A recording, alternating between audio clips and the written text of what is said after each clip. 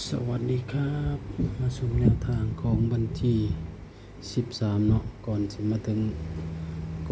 าชมวันที่13ชมผลงานวันที่12เนาะครับเนาะ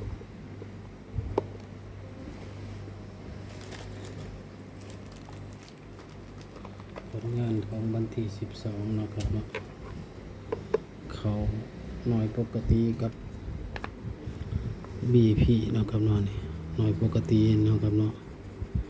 BP 2 หาเนาะครับเนาะ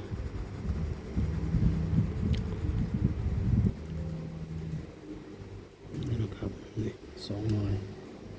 เขา2 หน่อยนะครับเนาะมาชมของวันที่13ต่อนะครับเนาะ13นะครับเนาะได้3ลดลงเป็น2 4 5 6 7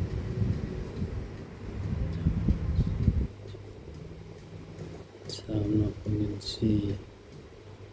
2 1 0 9 8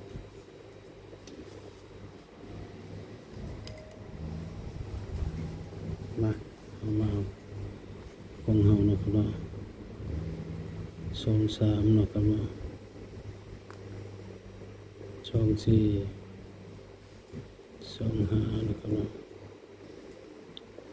2 6 2 7นะครับเนาะ2 8 3 4 3 5 3 6 3 7 3 8นะครับเนาะ4 5 4 6 4 7 4 8นะครับเนาะ5 6 5 7นะครับเนาะ5 8 6 7 6 8 8 7นะครับเนาะ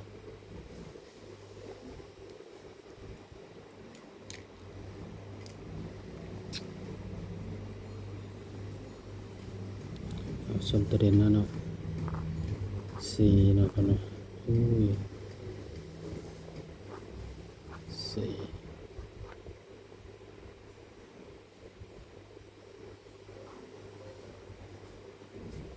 5นะครับเนาะ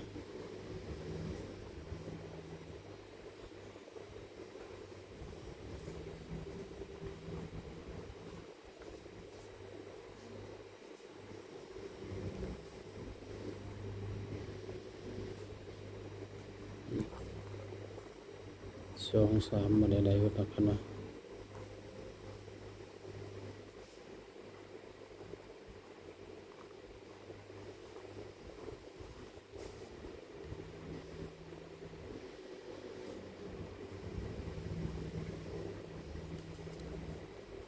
ตัวเ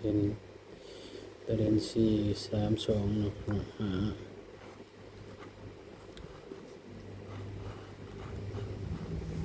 นะครับฟังคำเตือนนะครับเนาะคำเตือนทั้งสองเป็นเพียงสื่อกลางแนวทางบ่ได้สนับสนุนในเด่นการพนันเนาะสร้างคลิปมาเพื่อความบันเทิงนะครับเนาะทางสองบ่ได้สนับสนุนการพนันใดๆทั้งสิ้นนะครับเนาะโปรดพิจารณาก่อนนำไปใช้เนาะครับเนาะถ้าผิดพลาดประการใดขอโทษขออภัยเนาะครับเนาะฝากชมคลิปให้จบในเด้อครับเนาะบ่ได้สะสมสมองนะครับเนาะ